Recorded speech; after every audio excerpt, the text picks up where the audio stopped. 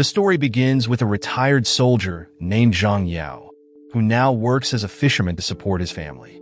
After spending 7 months at sea, fishing to provide for them, Zhang Yao returns home and finds that his shop has been shut down. The neighbors tell him that his wife became addicted to drugs and sold their house and shop. Zhang Yao goes to the bridge, where people who use drugs gather, and there he sees his wife in a sad and pitiful condition. He feels so heartbroken, remembering how happy their family used to be, with his wife smiling and their little girl full of joy. But everything changed after he was gone for 7 months. The reason for the change is that while Zhang Yao was at sea, his wife started running a small shop. One day, some people who sold drugs tricked her. They put drugs in her drink, and because she didn't want to upset the regular customers, she drank it. Soon, she became addicted to drugs, and she sold their house to buy more. Their lives turned upside down, and things got worse when their daughter had an accident and passed away after being hit by a car while her mother was under the influence of drugs. Feeling guilty and ashamed, Zhang Yao's wife decided to do the unthinkable, leaving behind a note with the name of the drug. Meanwhile, Zhang Yao and other victims suffer, while the people who make money from selling drugs, including dealers, big bosses, officials, and even police chiefs, live rich and carefree lives from the dirty business. 2 years later, the story introduces a police officer named Ndu, who is leading a raid against drug dealers. After the police find the evidence, a well-dressed man steps forward and takes some of it. It turns out that Ndu is secretly involved in the drug trade. The evidence is taken to a huge mansion, like a palace, owned by a drug boss named Mukun. And Mukun, who is very sick, knows that his time is running out. He tells his trusted helper, Haida, to find his son, Xiaowang, who has been missing for a long time. Xiaowang is known for being very dangerous and hard to control. He's even imprisoned for many serious crimes, and there are rumors that he sometimes eats human meat. Unexpectedly, Zhang Yao is in the same prison as Xiaowang. But Zhang Yao didn't end up in prison by accident cause he's there to stop Xiaowang.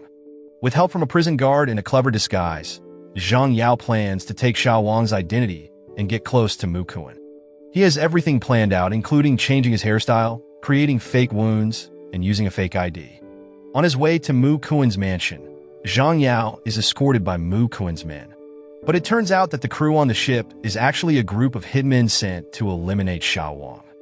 Zhang Yao fights them off, and that's when Ndu appears. It turns out Ndu has been helping Zhang Yao all along. Although we don't know exactly why, Ndu has prepared everything Zhang Yao needs to gain Mukun's trust, who believes that Zhang Yao is his lost son, Xiaowang. When Zhang Yao arrived at Mukun's house, he played the role of Xiaowang so well that no one suspected a thing. Zhang Yao used a phone taken from one of the hitmen to track down the person behind the failed murder attempt. When he called the number, it rang on the phone of a government official. But the real mastermind was Haida, who secretly put the phone into the official's jacket pocket. As Haida shot the official and made it look like an accident, Mukun came to meet his long-lost son for the first time. Even though Mukun had been in the dangerous world of crime for many years, he was still careful. He pretended to clean the blood off Zhang Yao's face and handed the cloth to a nurse to run a DNA test to make sure Zhang Yao was really his son. That night, during a big party to celebrate Xiaowang's return, Mukun received the results of the DNA test. Somehow, the blood had been switched, and the test proved that Zhang Yao was indeed his son. In front of all the guests, Mukun proudly introduced Zhang Yao as his son and handed over his entire business empire to him. He also gave Zhang Yao a special necklace as a symbol of the passing of power. For his first task, Mukun asked Zhang Yao to meet with a drug dealer who had stolen from him. Zhang Yao, with a few of Haida's men, went to a building to confront the dealer, Balai. Instead of a peaceful meeting, Zhang Yao found himself in a dangerous situation with Balai. After some pushing, Balai admitted to his crime. But things got even worse when Haida's men, who were supposed to protect Zhang Yao, tried to eliminate him.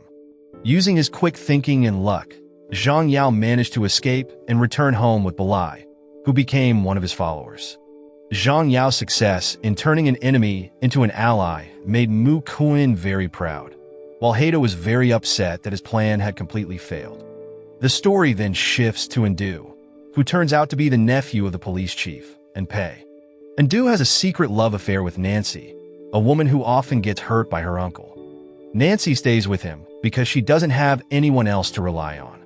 Ndu's true reason for working with Zhang Yao to bring down Mukun's business comes to light. Ndu wants to expose his uncle's involvement in the drug trade. He hopes that once his uncle is removed from his position, Ndu can become the new police chief. He also wants to save Nancy, the woman he loves. The next day, Zhang Yao meets with Ndu to give him all the evidence of Mukun's crimes. Zhang Yao thinks that this is the end of the mission, but Ndu gives him a new task. He asks Zhang Yao to find Mukun's private safe, which holds hundreds of millions of dollars, transaction books, and a list of everyone involved in the illegal activities. Ndu also wants Zhang Yao to start a fight between Mukun and Anpei. Although this doesn't seem to be part of the mission, Ndu wants it for personal reasons to speed up his uncle's fall from power. That same day, Zhang Yao goes to see Anpei to tell him that his monthly allowance will be cut by 30%. This makes Anpei really angry, and he locks Zhang Yao in the police station. That night, Balai and his men come to rescue Zhang Yao by shooting at the police station. At the same time, Anpei, who is on the phone with Mukun, is startled by an explosion outside. The fate of Anpei is unclear, but Zhang Yao finally appears, accompanied by Ndu, who came to set him free. Zhang Yao is then safely escorted back home because Mukun is dying at that moment. When Zhang Yao arrived home, he went straight to see Mukun, who was breathing heavily. Mukun apologized for treating Xiao Wang so badly. As a way to make up for his mistakes, Mukun told Zhang Yao the location of his secret safe in the company building, and the key to the safe was the special necklace he had given to Zhang Yao earlier. After completing the mission, Zhang Yao finally revealed the truth. He wasn't actually Xiao Wang, Mukun's real son. He was one of the many victims of Mukun's drug business. Hearing this, Mukun was so shocked that he had a heart attack and passed away right there. In front of Haida, Ndu, and all the government officials, the lawyer read Mukun's will. It said that all of Mukun's wealth and assets would go to Xiao Wang, who was actually Zhang Yao. Suddenly, Haida couldn't take it anymore and shot the lawyer because he was angry that Mukun had left everything to Zhang Yao and nothing to him. In the middle of the chaos, with Haida's men and Mukun's loyal followers fighting, Balai showed up to help. Zhang Yao, Ndu, and Balai teamed up to defeat Haida and his entire team. When everything calmed down, Zhang Yao handed the necklace to Ndu to end the mission. But it turned out that Ndu was actually a bad and sneaky person. It was also revealed that Balai was working for Ndu and had been spying on Zhang Yao the whole time. 2 years ago, Ndu started making plans to take down his uncle and Mukun. At the same time, Zhang Yao was asking for justice for his wife and daughter. That was when Ndu saw a chance to use Zhang Yao as part of his plan. He learned that Zhang Yao was a tough former Special Forces soldier, which made him the perfect person to help with his mission. At that time, Ndu tricked Zhang Yao into believing that he was helping him bring down Mukun's crimes. He bribed the prison guards to let Zhang Yao into the same prison where Xiao Wang was and arranged everything so that Zhang Yao could disguise himself as Xiao Wang. Ndu also met Balai, who he promised to give drugs to in exchange for his help. He gave Balai the task of killing his uncle, Anpei, during the road collapse, using something with Zhang Yao's fingerprints on it. In the end, Zhang Yao was blamed for the deaths of Mukun and Anpei. But instead of killing him right away, Ndu locked him up, waiting for the perfect moment to carry out his plan. Soon after, Ndu became the new police chief, taking his uncle's place. He immediately began carrying out his plan to raid all the drug locations, from the factories to the places where drugs were shipped. Once he achieved his dream and was seen as a hero, Ndu went to the building where Mukun's secret safe was kept. As expected, the safe was filled with piles of money and dollars, more than anyone could imagine. Now that everything was in place, Ndu was ready to carry out his final plan, to blow up the temple where Mukun and Anpei would be laid to rest. The event was filled with officials, business people, police officers, and everyone who knew about Mukun's drug business. This meant that Ndu planned to get rid of everyone involved so that no one could threaten him in the future.